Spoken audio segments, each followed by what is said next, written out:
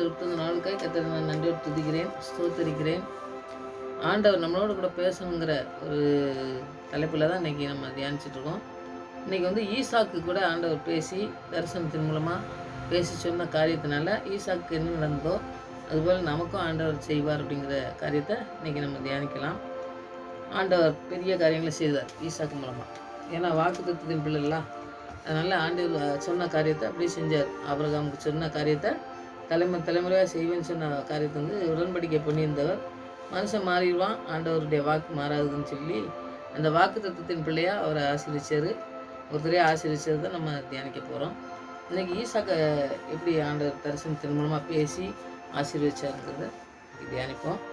நம்மளோடு கூட பேச ஜெயிப்போம். நல்ல தகப்பனே நமக்கு நன்றி செலுத்துகிற சுவாமி.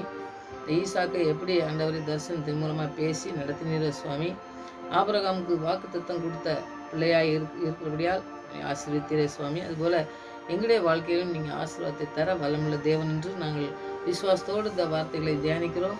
ஈசாக்கு செய்ததை எங்களுக்கும் செய்ய, ஈசாக்கை போல நாங்கள் வாக்குத்தத்தின் பிள்ளைகளாய் வாழ உங்களுடைய வார்த்தைக்கு கீழ்ப்படிய எங்களுக்கு கிருபை தந்து வழிநடத்தமாக ஜெபிக்கிறோம். இந்த நாட்களில் அப்படி நடந்து செல்ல எங்களை ஆண்டவரே பயன்படுத்த எங்களை நீங்கள் பலப்படுத்த வேண்டுமாய், பலப்படுத்த வேண்டுமாய், உயர்த்த வேண்டுமாய், வழிநடத்த வேண்டுமாய், ஆவியானவர்களின் வழிநடத்தலுக்கு நாங்கள் ஒப்பு கொடுக்குற பிள்ளைகளாய் வழிநடத்தப்பட தேவன் தாமே எங்களை ஒப்பு கொடுக்குற பிள்ளைகளாய் காணப்பட கிருபை செய்யுங்க. எங்களுடைய குறைகளை நிறைவாக்கி தரணுமா ஜெபிக்கிறோம். குறைகளை சுட்டி காட்டி ஆண்டவரை எச்சரிப்பின் சத்தத்துக்கு கீழ்ப்படுகிற பிள்ளைகளாக நாங்கள் காணப்பட்டு ஆசீர்வாதத்தை சுதந்திரத்துக் கொள்கிற பிள்ளைகளாக காணப்பட கிருபை செய்யுங்க. எத்தனை தடைகள் வந்தாலும் தடைகளை நீக்கிற தேவன் எங்களோடு கூட இருக்கிறது என்பதை உணர்ந்து கொண்டு இந்த நாட்களிலே ஈசாக்கின் மூலம் நாங்கள் தியானிக்கும் பொழுது உங்களோடு பேச வேணுமா ஜெபிக்கிறோம். ஒவ்வொருவரோடும் பேசுங்க, வழி நடத்துங்க. துதிகரமாய் எல்லாம் உமக்கு செலுத்துது. இயேசு நாமத்தில் ஜெபம் பிதாவே, ஆமென். பாடல் பாடி வசனம்.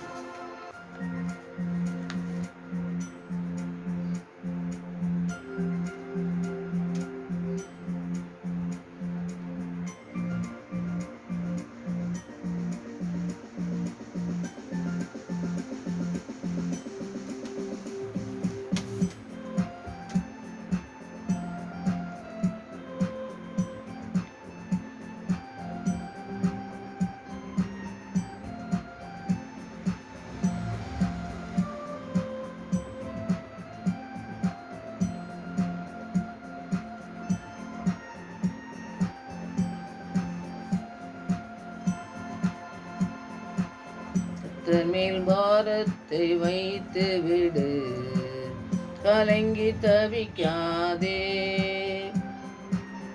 அவரே உன்னை ஆதரிப்பார், அதிசயம் செய்வார். கர்த்தர் மேல் பாரத்தை வைத்து விடு, கலங்கி தவிக்காதே. அவரே உன்னை ஆதரிப்பார், அதிசயம் செய்வார்.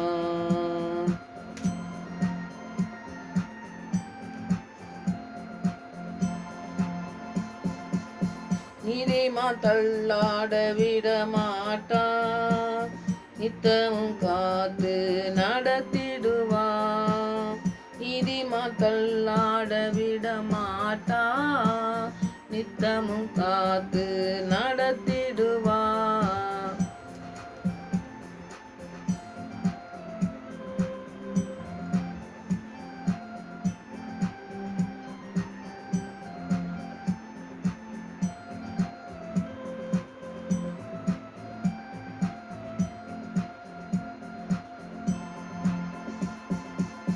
நம்மை காக்கும் தேவனவர், நமது நிழலாயிருக்கின்றவர். நம்மை காக்கும் தேவனவர், நமது நிழலாயிருக்கின்றவர்.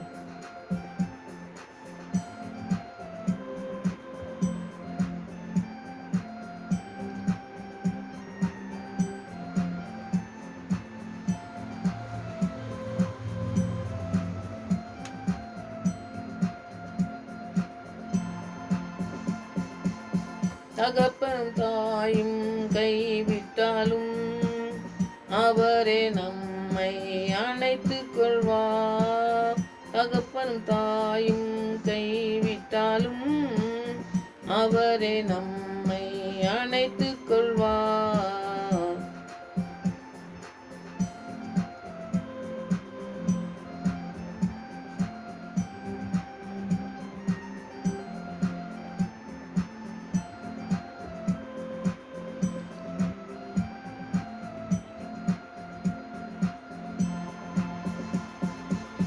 கர்த்தர் நம் சார்பில் இருக்கும்போது நமக்கு எதிராய் நிற்பவன் யார்?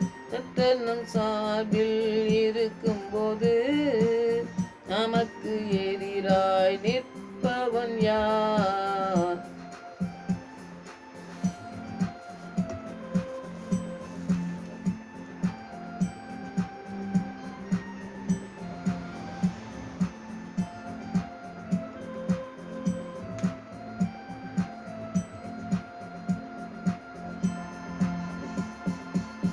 வாழ்வை கர்த்தருக்கு ஒப்பு கொடுப்போம், அவரை எல்லாம் வாய்க்கச் செய்வார். வாழ்வை கர்த்தருக்கு ஒப்பு கொடுப்போம், அவரை எல்லாம் வாய்க்கச் செய்வார். தன்மேல் பாரத்தை வைத்து விடு, கலங்கி தவிக்காதே, அவரே உன்னை ஆதரிப்பார், அதிசயம் செய்வார். கர்த்தர் மேல் பாரத்தை வைத்து விட்டோ, கலங்கி தவிக்க மாட்டோ, அவரே நம்மை ஆதரிப்பார், அதிசயம் செய்வார்.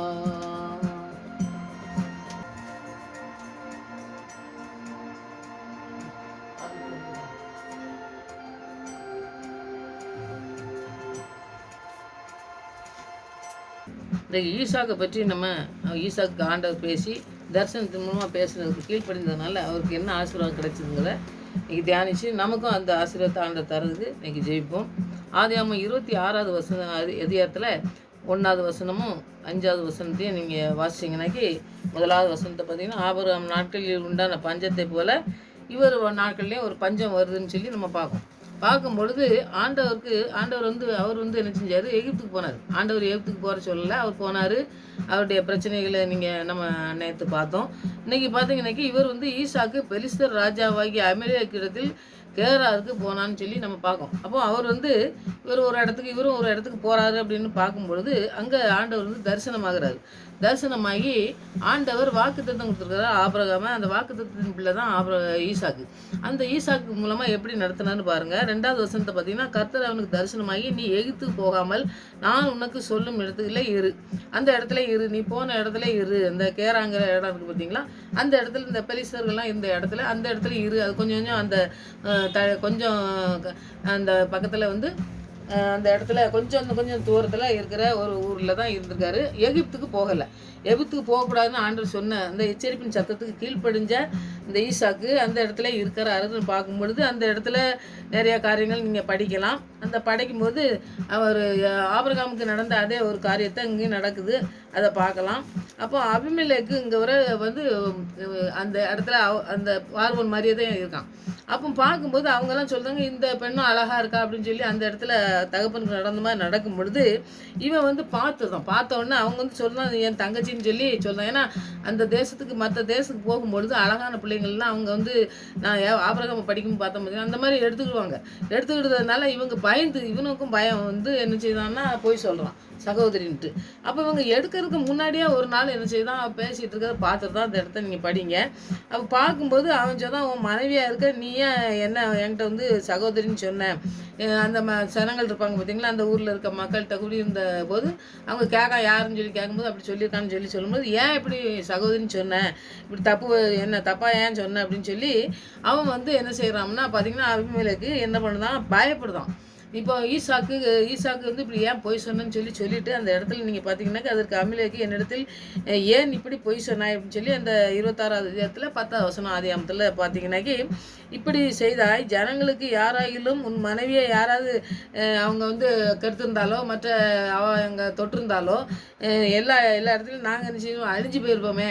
ஏன்னா ஆபிரகாமுக்கு செஞ்ச காரியங்கள் பார்த்தீங்கன்னாக்கி நம்ம சாராளுக்கு செஞ்சார்ல ஆண்டவர் வந்து எப்படி செஞ்சார் தொட விடாமல், அந்த மாதிரி எங்களுக்கும் இப்படி ஆயிருக்குமே, எங்கள் ஊரில் வந்து இப்படி பண்ணிவிட்டியா நீ ஏன் போய் சொன்னேன் அப்படின்னு சொல்கிறத நீங்கள் பார்க்கலாம். அப்போ வந்து அவன் வந்து அந்த இடத்துல பார்த்தீங்கன்னாக்கி இந்த இடத்துல வேற ஒரு காரியத்தை நம்ம கற்றுக்கொள்வதற்காண்டி தான் நான் இந்த இடத்துல சொல்றேன்.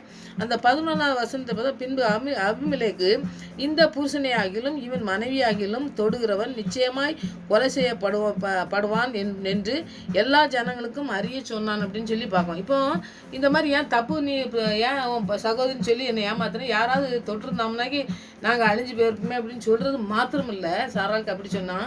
ஆனால் வந்து இந்த அபிமெலேக்கு என்ன சொல்கிறான் பாருங்க, இவங்களை 2 பேரையும் யாரும் தொட்டாம்னா அவன் கொலை செய்யப்படணும்னு சொல்லிட்டு சனங்களுக்கு எல்லாத்துக்கும் ஒரு இது தொட்டோம்னாக்கி இந்த மாதிரி ஆயிரும் அப்படின்னு சொல்லலாம். அப்போ அவன் ஆண்டவருக்கு பயப்படுறான்.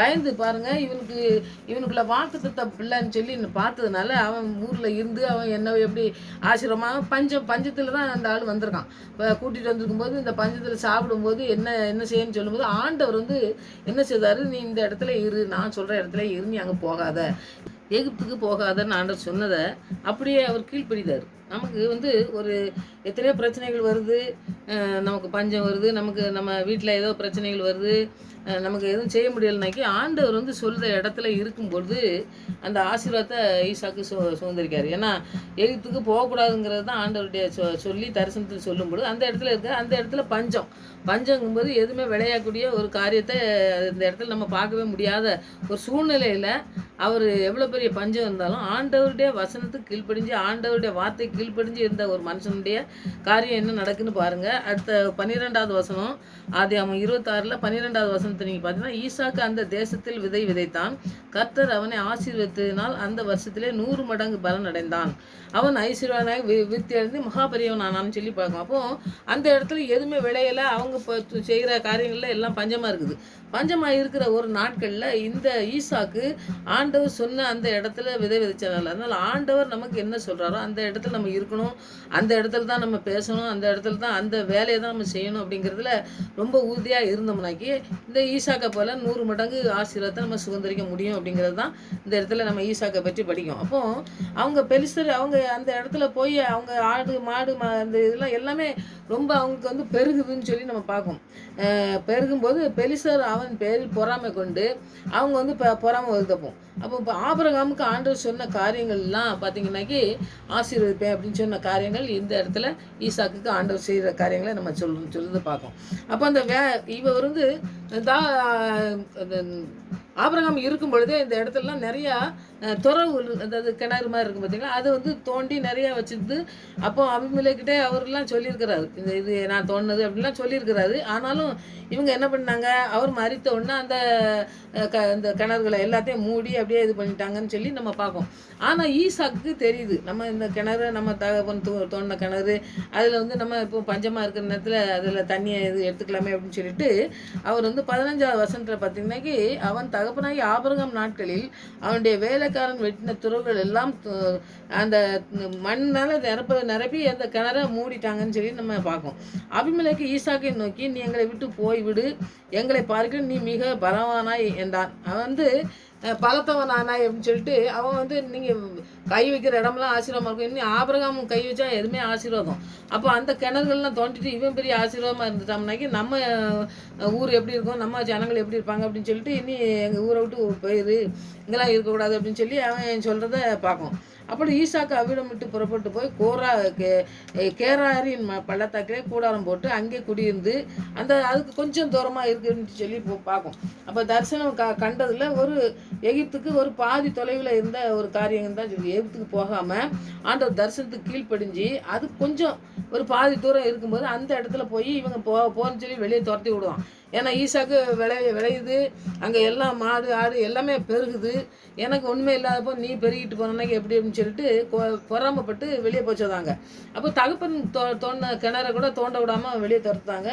அந்த இடத்துல ஒரு பாதி இடத்துல வந்து அங்கே தங்கியிருந்து அங்கே வந்து ஈசாக்கு ஆண்டவர் சொன்னபடி அந்த இடத்துல இந்த இடத்துல ஒரு கிணற தோண்டுதாருன்னு சொல்லி பார்ப்போம். இப்போ கிணறு தோண்டும் போது அந்த இடத்துல நீங்கள் ஃபுல்லாக படிச்சிங்கனாக்கி கிணறு தோண்டும் போதெல்லாம் பார்த்தீங்கன்னாக்கி சண்டை போட்டு இந்த கிணறு தோண்டினா தண்ணி வரும், அதெல்லாம் முடியாது அப்படின்னு சொல்லுவாங்க. உடனே சண்டை போட்டுக்கிட்டே இருப்பாங்க. போட்டுக்கிட்டு இருந்தோம்னா இவருக்கு வந்து என்ன செய்யணும்னு தெரியல. ஆனால் எல்லாத்துக்கும் சொந்தமான ஒரு நாட்டில் அவர் வந்து ஆபிரகாம் தகப்பன் தோண்டின கிணத்தை கூட அவங்க வந்து என்ன செய்ய மாட்டாங்க, தோண்டி அதை செய்ய விட மாட்டாங்க. வாங்க எல்லாத்தையும் பிடிக்கிட்டு விடுத நாட்களில் இந்த ஈசாக்கு என்ன செஞ்சாருன்னு பாருங்கள். வேறொரு துறவை ஒட்டினா அதை குறித்து வாக்குவாதம் உண்டான்னு இந்த 21வது வசனம் வரைக்கும் அந்த துறவு தோண்டினதெல்லாம் பிரச்சனையாக வந்துகிட்டே இருக்குது. இவருக்கு என்ன செய்யன்னு தெரியல. பின்பு அவ்விடம் விட்டு பெயர்ந்து போய் வேறொரு துறவை வெட்டினான். அதை குறித்து அவர்கள் வாக்குவாதம் பண்ணவில்லை. அப்பொழுது அவன் நாம் தேசத்தில் பழுகும்படிக்கு இப்பொழுது கர்த்தர் நமக்கு இடம் உண்டாக்கினார் என்று சொல்லி அதற்கு ரெகோபோத் என்று பெயரிட்டான். அங்கேருந்து பேசெபோலுக்கு போனான்.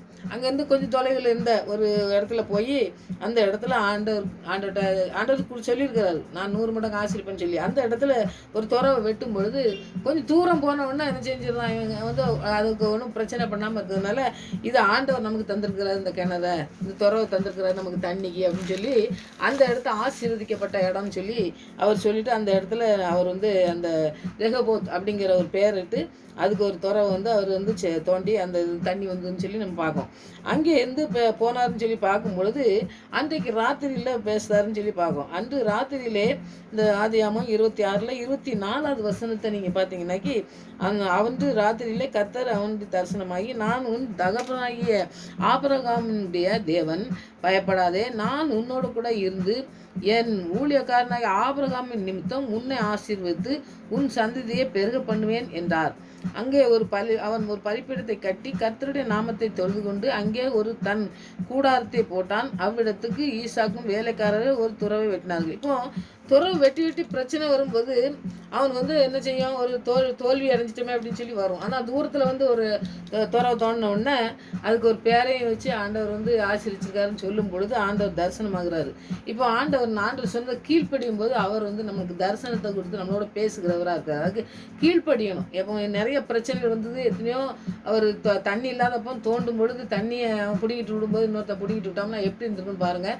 அந்த காரியத்தை செய்யும் பொழுது கூட ஆண்டவர் சொல்லியிருக்கிறாரு, நம்மளை ஆசீர்வதிக்கன்னு சொல்லியிருக்கிறார். அந்த இடத்துல இருந்து எப்படியோ ஆசீர்வாதத்தை பெற்றுக்கொள்ளணும்னு சொல்லி துறவை திருப்பி வந்து வேலைக்காரங்களை வச்சு தோண்டி அந்த இடத்துல தண்ணி வருது. இன்னொரு இடத்துல போய் பலிப்பீடத்தை கட்டி அந்த இடத்துல தரிசனமானோடனே அதில் ஒரு பலிப்பீடத்தை கட்டி அதில் வந்து ஒரு கூடாரத்தை போட்டு கூடாரம் போடுவாங்க தானே, கூடாரம் போட்டுட்டு அதில் ஒரு துறவை வெட்டுதான்.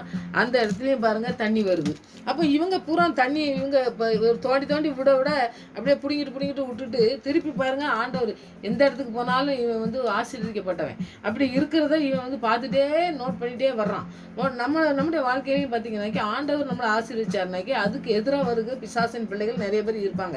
அப்படி இருக்கிற ஈசாக்கை வந்து யாரும் தொட முடியாது அப்படிங்கிறது தான் நம்ம அந்த ஈசாக்கின் மூலமாக நம்ம படிக்கணும். அப்போ பாருங்கள் அந்த அபிமெலேக்கு வந்து அந்த சிநேகிதனையும் கூட்டிக்கிட்டு 2 பேரை கூட்டிக்கிட்டு அந்த கேராயிலேருந்து அவடத்துக்கு வந்தான். கேராயிலேருந்து கொஞ்சம் தூரம் இப்போ தள்ளி தானே இவன் வந்தான். வந்த இடத்துக்கு இங்கே வந்துடுறான். வந்து பாருங்கள், வந்த உடனே அந்த ஈசாக்கு வந்து கேட்குறாரு பாருங்கள். இந்த 27வது வசனத்தை பார்த்தீங்கன்னாக்கி 26ல் அவன் கூட்டிகிட்டு வர்றான் அபிமெலேக்கு. அப்போ 27ல் அவர் சொல்கிறாரு, அப்பொழுது ஈசாக்கு அவர்களை நோக்கி, ஏன் என்னிடத்தில் வந்தீர்கள்? நீங்கள் என்னை பகைத்து என்னை உங்களிடத்தில் இராதபடிக்கு துரத்தி விட்டீர்களே என்றான். அப்போ பாருங்கள், துரத்திட்டா என்ன, நான் துரத்தி விட்டேன், நான் வெளியே வந்து நான் ஏதோ இந்த இடத்துல ஆண்டவர் என்ன தரிசனம் கொடுத்த இடத்துல நான் வந்து கூடாரம் போட்டு நான் இருக்கேன். இங்கேயும் வந்து ஏன் வந்திருக்குங்க, 2 பேரை கூட்டிகிட்டு ஃப்ரெண்டையும் கூட்டிகிட்டு வந்திருக்கான். ஏன் வந்திருக்கா அப்படின்னு சொல்லி அவர் வந்து கேட்குறாரு. நம்ம இப்போ நமக்கு பிரச்சனை பண்ணிட்டு அவன் வந்து நம்ம ஒரு இடத்துல இருக்கோம். அந்த இடத்துல வந்து அவன் வந்து நம்மளைக்கே நம்ம என்ன சொல்லுவோம், ஏயா அங்கே தான் விரட்டினேன், இங்கேயும் வந்து ஏன் நிற்க அப்படின்னு சொல்லி கேட்போம்ல. அந்த மாதிரி சாதாரணமாக நம்ம வாழ்க்கையில் நடக்கிறது தான் ஈசா கேட்குறத நம்ம பார்ப்போம். அதுக்கு அவன் என்ன பதில் சொல்கிறான்னு 28வது வசனத்தை நீங்கள் பார்த்தீங்கன்னா, அதற்கு அவர்கள், நிச்சயமாய் கர்த்தர் உம்மோடே கூட இருக்கிறார் என்று நான் கண்டோம். ஆகையால் எங்களுக்கும் உமக்கும் ஒரு ஆணை ஏற்பாடு உண்டாக வேண்டும் என்று நாங்கள் நிர்ணயம் பண்ணோம் சொல்லி சொன்னோம். இப்போ நம்ம சத்தியம் பண்ணி கொடுப்பாங்க பார்த்தீங்கன்னா, நாங்கள் உங்களுக்கு பிரச்சனையே பண்ண மாட்டோம், உங்களுக்கு நீங்கள் என்ன செஞ்சாலும் சரி நாங்கள் அதுக்கு சரின்ட்டு நாங்கள் ஒத்துக்கிறோம். ஏன்னா ஆண்டவர் உங்கள் கூட இருக்காருன்னு சொல்லி நாங்கள் பார்க்கோம். அதனால் நம்முடைய வாழ்க்கையிலேயே ஆண்டவர் நம்மளோட கூட இருந்தால் அதை மற்றவங்க பார்க்கும்பொழுது பார்த்திங்கன்னா நம்ம அந்த ஆசீர்வாதத்தை நம்ம சுதந்திரிக்க முடியும். ஆசீர்வாதத்துக்கு இடைஞ்சல் எவ்வளோ இடைஞ்சல் பண்ணாலும் சரி, எத்தனை தடைகள் பண்ணாலும் சரி, அந்த தடைகளை நீக்கி ஆண்டவர் கொண்டு வந்து தரிசனத்தை கொடுத்து பேசி நம்மளை நடத்துகிற நல்ல தகப்பன் நம்மளோட கூட இருக்கிறார். ஈசாக்கை நடத்துறது மாத்திரமல்ல, நமக்கும் அந்த காரியத்தை செய்ய வல்லமுள்ளவர்னு சொல்லி தான் அந்த நாட்களில் நம்ம இந்த தியானிக்கணும். அப்போ பாருங்கள், அவன் என்ன செய்யறாங்கன்னா ஆபிரகாமுக்கே ஆணையிட்டு கொடுத்துருக்கான். இந்த தண்ணி இந்த துறவுலாம் வெட்டும் போதே அவன் ஒரு சைன் பண்ணி, அதாவது இவருக்கு இதெல்லாம் சொந்தம் அப்படின்னு சொல்லி சைன் பண்ணுவாங்க பார்த்தீங்கன்னா, அந்த மாதிரி செஞ்சதை திரும்பி ஈசாக்கு போகும்போது பிடிங்கிட்டு விட்டுட்டு திருப்பி சொல்கிறான், ஆண்டவர் உங்க கூட இருக்கிறதுனால நீங்கள் நாங்கள் உங்களோட கூட சம்மந்தம் வச்சுட்டு நாங்கள் சமரசமாக நாங்கள் போயிருந்தோம், எங்களுக்கு நாங்கள் சண்டை போட மாட்டோம் அப்படின்னு சொல்லி சொல்கிறான். அப்புறம் அந்த இடத்துல பார்த்தீங்கன்னா 29 வசனம், நாங்கள் உம்மை தொடாமல் நன்மையே உமக்கு செய்து உம்மை சமாதானத்தினை அனுப்பிவிட்டது போல நீரும் எங்களுக்கு தீங்கு செய்யாதபடிக்கு உம்முடைய உடன்படிக்கை பண்ணி கொள்ள வந்தோம், நீர் கர்த்தரால் ஆசீர்வதிக்கப்பட்டவராமே என்றார்கள்.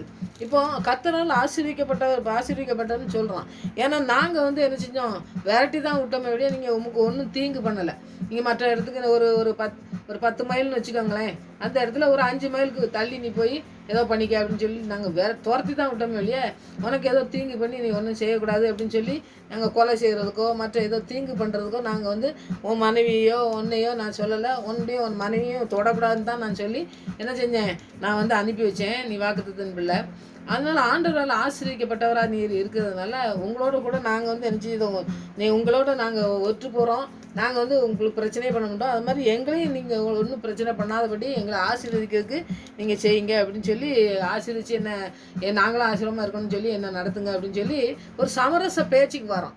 ஏன்னா ஆண்டவர் கர்த்தர் நம்மளோட கூட இருக்கும் பொழுது பகையாக இருக்கிறவங்க நம்மளுக்கு ஏதோ தீங்கு பண்ணணும்னு நினைக்கிறவங்க கூட நம்மளோட கூட ஆண்டவர் என்ன செய்வாருன்னா, நம்ம ஆண்டவர் இருக்கார் கூட இவங்க கூட, அதனால் இவங்க கூட நம்ம பிரச்சனையோ பண்ணக்கூடாது, ஆண்டவர் கூட இருக்கிறதுனால ஆண்டவர் ஆசீர்வாதத்தை நம்மளும் சுதந்திரிக்கணும் அவங்ககிட்ட இருந்து அப்படிங்கிற ஒரு காரியத்தை இந்த ஈசாக்கு மூலமாக நம்ம படிக்கும் பொழுது நம்முடைய வாழ்க்கையிலையும் அதை நம்ம செய்யணும் அப்படிங்கிறது தான் நம்ம பார்க்கோம். அந்த 30வது வசனம், அவன் சொல்லும் பொழுது அவனுக்கு ஏதோ தீங்கு பண்ணணும், அவன் என்ன மூலமாக விரட்டி விட்டான். பாருங்கள், நாயை விரட்டின மாதிரி விரட்டுறான். ஒரு இடத்துல தோண்டி ஒரு இடத்துல பஞ்சங்கும்போது உட்காந்துருக்கும்போது அப்படி பண்ணால் எப்படி கஷ்டமாக இருந்திருக்கும்.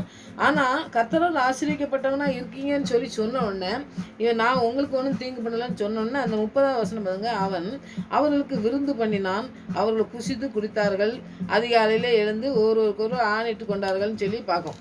அப்போ ஆண்டவருடைய சமாதானத்தை அவன் சொல்லி அவனை ஆசீர்வதித்து அனுப்புறதை நீங்கள் பார்க்கலாம். அப்போ ஈசாக்கு மனைவியின் மூலமாக பாருங்கள், அந்த ஆபிரகாமுக்கு நடந்த மாதிரி இல்லாதபடி யாரும் தொடக்கூடாதுன்னு சொல்லி ஒரு பெரிய கட்டளையை விடுறதுக்கு ஆண்டோடைய பிள்ளைக்கு ஒரு பெரிய பாதுகாப்பு இருந்ததுன்னு நம்ம பார்ப்போம். 2 பேருக்குமே பாதுகாப்பு இருந்து ஆண்டவர் 2 பேரையும் ஆசீர்வதிச்சு வழி நடத்தி அந்த இடத்துல போய் ஆசீர்வாதமாக 100 மடங்கு ஆசீர்வாதத்தை பெற்றுக்கிறோம். பஞ்ச நாட்களில் எப்படி விளையும் பாருங்கள். ஆனால் ஆண்டவர் சொன்ன காரியத்தை செஞ்சதுனால அந்த இடத்துல 100 மடங்கு ஆசீர்வாதத்தை சுதந்திரிச்சு கொண்ட ஈசாக்கை போல இருக்கணும். அப்புறம் துறவு வெட்டும் பொழுது எல்லா இடத்துலையும் தண்ணி வந்த இடத்துல அவங்க எல்லாரும் அபகரிக்கும் போது நம்ம வாழ்க்கையிலையும் எல்லாம் நம்ம ஆசீர்வாதமாக இருக்கும்போது எல்லாத்தையும் நம்மகிட்ட பிடிங்கிட்டு ஒன்றுமே இல்லாமல் நம்ம நிலையில் இருக்கும் பொழுதும் கூட ஆண்டவர் தரிசனமாகி எந்த இடத்துக்கு போகணும்னு சொல்லி சொல்கிறாரோ அந்த இடத்துல ஆசீர்வாதமாக நடத்துறதுக்கு அவருக்கு வல்லமை உண்டு. எந்த இடத்துக்கு போனாலும் சரி, அந்த இடத்துலேருந்து ஒரு கொஞ்சம் பாதி தூரம் தான் போயிருக்காரு. அந்த இடத்துல அவர் தண்ணியை தோண்டும் போது அந்த இடத்துலையும் ஒரு பறிப்படத்தை கட்டி தோண்டி அந்த இடத்துலையும் தண்ணி அதெல்லாம் பார்க்கும்பொழுது தான் இவன் ஆண்டவரால் ஏதோ ஆசீர்வாதம் இருக்குன்ட்ட அந்த ஆசீர்வாதத்தில் தான் இவன் இருக்கான். அதனால இவன் கூட நம்ம சண்டை போடக்கூடாது, இவனோட கூட சமரசமாக போயிடணும், உடன்படிக்கை பண்ணி நான் ஒன்றுமே செய்ய மாட்டேன், நீங்கள் என்ன அந்த ஆசீர்வாதத்தை எங்களுக்கும் தரணும் அப்படின்னு சொல்லி அவங்ககிட்ட சாப்பிட்டு எல்லாம் பண்ணி அந்த இடத்துல போகிறாங்க. அதிகாலையில் இருந்து ஒருவரும் ஆணையிட்டு கொண்டார்கள். அவங்களுக்கு நான் அதெல்லாம் செய்ய மாட்டேன் அப்படின்னு சொல்லிட்டு ஈசாக்கு அவர்களை அனுப்பிவிட்டான். அவர்கள் அவ்விடத்தில் இருந்து சமாதானத்தை போய்விட்டார்கள். சமாதானத்தோடு அனுப்புகிற ஒரு காரியத்தை செய்கிறாரு. அப்போ நமக்கு தீங்கு செஞ்சவங்ககிட்ட நம்ம எப்படி நம்ம சமாதானத்தை பண்ணலாம் அப்படின்னு சொல்லி நம்ம நினைக்கிறோம். ஆனால் அவங்க நான் தீங்கு பண்ணலை, எனக்கும் தீங்கு பண்ணாதங்க, எனக்கு நீங்கள் ஆசீர்வாதமாக இருக்க, எனக்கும் ஆசீர்வாதத்தை தாங்க அப்படின்னு சொல்லும் பொழுது நம்ம ஆசீர்வாதத்தை ஆண்டவர் பகிர்ந்து கொடுக்க சொல்லும் பொழுது நம்மளும் அந்த இடத்த சொல்கிறதுக்கு நம்ம அந்த இடத்த பயன்படுத்துகிற பிள்ளைங்களா நம்ம இருக்கணுங்கிறது தான் அந்த இடத்துல நம்ம ஆண்டவர் சொல்கிறாரு. அதனால் அபிமெலேக்கு ஈசாக்கை நாட்டை விட்டு போக பண்ணாலும் அவன் எங்கே துரத்தினாலும் சரி, ஆண்டவருடைய ஆசீர்வாதம், அந்த தகப்பனுக்கு கொடுத்த அந்த ஆசீர்வாதம் அவனுக்கு எல்லா விதத்திலும் அவனுக்கு பயனுள்ளதாக இருந்தது. நாங்கள் எந்த இடத்துல இருந்தாலும் சரி, அந்த பெலிஸ்தர்கள் எந்த இடத்துல இருந்தாங்களோ அவங்க பக்கத்தில் ஒரு தொலைவில் இருந்து கூட துறவு தோண்டும் பொழுது அதுக்கு ஒரு பெரிய ஆசீர்வாதத்தின் ஊற்ற ஆண்டவர் வந்து கொடுத்தாரு. அதனால் நம்ம வாழ்க்கையில் எத்தனை பெரிய காரியங்களை தடைகளை பிசாசு என்ன கொண்டு வந்தாலும் சரி, அந்த இடத்துல இருந்து ஆண்டவர் நம்மளோடு கூட இருந்து நம்மளை நடத்துகிறத நம்ம பார்க்க முடியும். அதனால் இந்த கேராயின் மனிதர்கிட்ட நம்ம வந்து என்ன செய்யணும்னாக்கி அவங்ககிட்ட இருந்து நம்ம வேறு பிரிய இந்த ஒரு காரியம்தான் இந்த ஈசாக்கிட்ட இருந்தது. அந்த அவங்களோட கலந்து போகாதபடி வேறு பிரிக்கப்பட்ட வாழ்க்கையில் வாழ்ந்து அந்த ஈசாக்கு வந்து ஆண்டவருடைய ஆசீர்வாதத்தை சுதந்திரிச்சு கொண்டார். ஏன்னா அவங்க எப்படி வாழ்ந்தாங்க, அவங்க எப்படி சூழ்நிலை இருந்தது, அவங்களோட நம்ம ஒத்து போகணும் அப்படின்னு போகலை. ஆண்டவர் வழிநடத்தின காரியத்தை செஞ்சுட்டே இருந்ததுனால அந்த காரியத்தில் அவர் வெற்றியை சுதந்திரிச்சு ஆண்டவருடைய ஆசீர்வாதத்தை சுதந்திரிச்சு கொண்டார். அதனால் நம்ம எந்த காரியத்தில் பிசாசானவன் நம்மளை தடை பண்ணாலும் அந்த இடத்துல நம்ம ஆண்டவருடைய வார்த்தை நம்மளோட கூட இருக்கும் பொழுது, அவருடைய ஆசீர்வாதம் நம்மளோட கூட இருக்கும் பொழுது நம்மளை நடத்த வல்லமுள்ள தேவனாக இருக்கிறாரு. அந்த உலகத்திலேருந்து நம்ம வந்து பிரித்து அவருடைய கர்த்தர் பேசும் வார்த்தைக்கு கீழ்ப்படியணும். அவர் என்ன நமக்கு சொல்கிறாரோ அதுக்கு கீழ்ப்படிச்சு இருந்தோம்னா நம்மளால் மற்றவங்களும் ஆசீர்வாதத்தை பெற முடியும், அவங்களுக்கு நம்ம உதவி செய்ய முடியும். அதனால் இனி நம்ம வாழும் பொழுது எப்படிப்பட்ட சண்டை இருந்தாலும் சரி, எப்படிப்பட்ட காரியங்கள் செஞ்சாலும் சரி, பிசாசானவன் அந்த இடத்துல வந்து ஆண்டவர் நம்மளை ஆசீர்வதிக்கணும்னு இருந்தோம்னாக்கி அந்த ஆசீர்வாதம் தேவனுடைய சித்தத்தின்படி நமக்கு எல்லாத்தையும் செய்து முடிக்க கர்த்தரால் எல்லா ஆசீர்வாதத்தையும் தர முடியும்னு சொல்லி ஆசீர்வதிக்கப்பட்ட ஒரு ஈசாக்கை போல நம்மளும் ஆசீர்வாதத்தை சுதந்திரிச்சு மற்றவங்களுக்கும் ஆசீர்வாதத்தை சுதந்திரிக்க மாறணும். ஆண்டவர் உங்களோடு கூட இருக்கிறார் அப்படின்னு சொல்லி இவங்க சொன்னால கர்த்தரால் ஆசீர்வதிக்கப்பட்டவன் சொல்றாரு. எந்த இடத்துக்கு நம்ம தோல்விகள் இருந்தாலும் சரி, அந்த இடத்துல நம்ம ஆசீர்வாதத்தை சுதந்திரித்துக் கொள்ளும் பொழுது மற்றவங்க நம்மளை பார்த்து ஆண்டவருடைய வசனத்துக்கு கீழ்ப்படிஞ்சு நடக்கிறதுக்கு அவங்களையும் நம்ம அழைக்கிற நாட்களாக அந்த நாட்கள் மாறணும். அதனால் ஈசாக்கு எப்படி ஆண்டோட தரிசனத்துக்கு கீழ்ப்படிஞ்சு அவருடைய வார்த்தை கீழ்ப்படிஞ்சு நடந்தாரோ மற்றவங்களுக்கு தீங்கு செய்யணும்னு நினைக்கல. அதனால் அவருக்கும் தீங்கு செய்யறதுக்கு அவன் நினைக்கல. மற்ற நாடு தேசத்தில் இருந்தவனாலும் சரி, அவனுக்கு பிடிக்காதவனாக இருந்தாலும் சரி, அவனுடைய வாழ்க்கைக்கும் இவன் வாழ்க்கைக்கும் ஒரு தொடர்பே இல்லாத சூழ்நிலை இருந்தாலும் ஆண்டவரால் ஆசீர்வதிக்கப்பட்டான்னு சொல்லி அவனோட உடன்படிக்கை பண்ணி அவனோட நான் சண்டை போட மாட்டேன்னு சொல்லி அவனை வந்து அந்த ஆசீர்வாதத்தை எனக்கு தான் சொல்லி சொல்கிற ஒரு காரியத்தை நம்ம பார்ப்போம். அப்படியே நம்முடைய வாழ்க்கையிலும் இருக்கிறதுக்கு நம்ம ஒப்பு கொடுப்போம். ஈசாக்கை போல் ஆசீர்வதிக்கப்பட்டவளாக எத்தனையோ பஞ்சங்கள் வரலாம், எத்தனையோ பிரச்சனைகள் வரலாம். ஆனால் வந்து பிரச்சனைகள்லேருந்து நம்மளை தூக்கி நிறுத்துறதுக்கு வார்த்தையின் மூலமாக நம்மளோட கூட பேசி தரிசனத்தை கொடுத்து நடத்தினார். அதுபோல் நம்மளே வற்றாத நீரூற்றாக நம்மளை மாற்றுறதுக்கு வல்லமுள்ள தேவனாக இருக்கிறாரு. அவருடைய கரத்தில் நம்ம அர்ப்பணிப்போம். இந்த நாட்களில் ஈசாக்கை போல என்னை ஆசீர்வதிங்க சுவாமி. உங்கள் வார்த்தை கீழ்ப்படிஞ்சு நாங்கள் நடக்கும்பொழுது மற்றவங்களுக்கு உதவி செய்கிற பிள்ளைகளாக அந்த வேறு பிரிக்கப்பட்ட வாழ்க்கையில் வாழணும். நீங்கள் எந்த வாழ்க்கையில் எங்களை வைத்திருக்கீங்களோ அந்த வாழ்க்கையில் நாங்கள் நடத்தப்படும் போது நாங்கள் உயர்த்தப்பட, ஆசீர்வதிக்கப்பட, மற்றவங்களும் ஆசீர்வமாக இருக்கிறதுக்கு நாங்கள் எங்களுடைய வாழ்க்கை மாற்றப்பட கிருபை செய்யுங்க சுவாமி அப்படின்னு சொல்லி நம்ம இன்றைக்கி ஆவியானவரை நம்ம பெற்றுக்கொண்டு ஆசீர்வாதத்தை சுதந்திரத்துக்குள்ளே நம்ம அர்ப்பணிப்போம். அப்படியே ஆண்டு செய்வார். ஆமென். ஜெயிப்போம். நல்ல தகப்பனே உங்களுக்கு நன்றி செலுத்துகிற சுவாமி. இந்த ஈசாக்கை எப்படி ஆசீர்வதிச்சிங்களோ அதுபோல் எங்களையும் ஆசீர்வதிக்க இந்த நாட்களிலே நாங்கள் தியானிச்சுக்கு இந்த வசனத்தை ஆசீர்வதிங்க சுவாமி. ஆண்டவரே, நீங்கள் தரிசனத்தை கொடுத்து அந்த வாக்குத்தத்தத்தை கொடுத்து அவரை நடத்தி அதாவது பஞ்ச காலத்திலே அவரை ஆசீர்வதித்தீர். அதுபோல் அவன் மாத்திரம் ஆசீர்வாதம் இல்லை, மற்றவங்களுக்கும் ஆசீர்வாதமாக இருக்க கிருபை செய்யுங்க. தடைகள் எத்தனையோ வந்த பொழுதும் தரிசனத்தை கொடுத்து நீங்கள் ஆசீர்வாதித்தீர் சுவாமி. அதுபோல் எங்கள் வாழ்க்கையிலே எத்தனையோ தடைகள் வரலாம், ஆனாலும் தடைகளை நீக்குகிற தேவன் எங்களுக்கு முன்பாக சென்று எங்களை எல்லாவற்றையும் நடத்தி செல்ல வல்லமுள்ளவராக இருக்கிறது என்பதை நாங்கள் உணர்ந்து இந்த நாட்களிலே ஈசாக்கை போல ஆசீர்வதிக்கப்பட எங்களுக்கு கிருபை தந்து வழிநடத்தமாக ஜெபிக்கிறோம். மற்றவர்களுக்கு உதவி செய்ய கர்த்தர் எங்களோடு கூட இருக்கும்பொழுது தான் நாங்கள் செய்ய முடியும் என்று அர்ப்பணிக்கிற ஒவ்வொரு பிள்ளையுடைய வாழ்க்கையிலும் நீங்கள் அற்புதத்தை செய்து அதிசயமாக நடத்த போகிறதுக்காக நன்றி செலுத்துகிற சுவாமி. இந்த ஈசாக்கின் மூலம் நாங்கள் கற்றுக்கொண்டதை அநேகருக்கு ஆண்டவரை சொல்லத்தக்கதாக கிருபை தாங்க. வாழ்க்கையிலே வைத்திருக்க திட்டங்கள் நிறைவேறட்டும். சத்துரு எத்தனை திட்டங்கள் வைத்திருந்தாலும் அதற்கு எங்களை மீட்டெடுத்து ஆண்டவரே உங்களுடைய இரத்தத்தினால் எங்களை மீட்டு கொண்டு உமக்கென்று தெரிந்து கொண்ட அந்த நோக்கத்தை நாங்கள் அறிவிக்க எங்களுக்கு கிருபை தாங்க, பலன் தாங்க. எங்களுக்கு வழி நடத்த வேண்டுமா ஜெபிக்கிறோம். எந்த வழியில் செல்ல வேண்டும், எங்கு இருக்க வேண்டும் என்று தரிசனத்தின் மூலமாக ஈசாக்கு பஞ்ச காலத்தில் பேசின தேவன் எங்கள் வாழ்க்கையிலும் இருக்கிற எல்லா குறைகள் நாட்களிலும் எங்களோடு பேசி எங்களை நடத்தி செல்ல வேண்டுமா ஜெபிக்கிறோம். அவங்களுடைய வல்லமுள்ள கருத்துக்களை எங்களை அர்ப்பணிக்கிற சுவாமி. அர்ப்பணிக்கிற ஒவ்வொரு பிள்ளையுடைய வாழ்க்கையிலும் நீங்கள் அற்புதத்தை செய்து இந்த நாட்களில் ஆண்டவரை ஈசாக்கோடு பேசின தகப்பன் எங்களோடும் பேசி எங்களை நடத்த வேண்டுமா ஜெபிக்கிறோம். ஜெபிக்கிறோம். எங்கு போகணும், என்ன சொல்ல வேண்டும், என்ன செய்ய வேண்டும் என்று ஆவியானவங்களுக்கு கற்றுத்தருவார். இந்த வார்த்தையின்படி ஆண்டவரே எங்களையும் நீங்கள் நடத்தி செல்லணுமா ஜெபிக்கிறோம். உங்களுடைய வாழ்நிலை கருத்தில் அர்ப்பணிக்கிறோம், பொறுப்படுத்திக் கொள்ளணும் சுவாமி. எங்களுடைய ஜெபத்துக்கு பயன்படுத்தப்படியா நன்றி. மறுபடியும் அப்படி சமூகத்தில் வருமுறை எங்களை காத்து வெள்ளத்தமாக ஜெபிக்கிறேன். துதிகனமாய் மெல்லாமல் செலுத்துகிறேன். இயேசு நாம் ஜெபங்களுக்கு நல்ல பிதாவே, ஆமென்.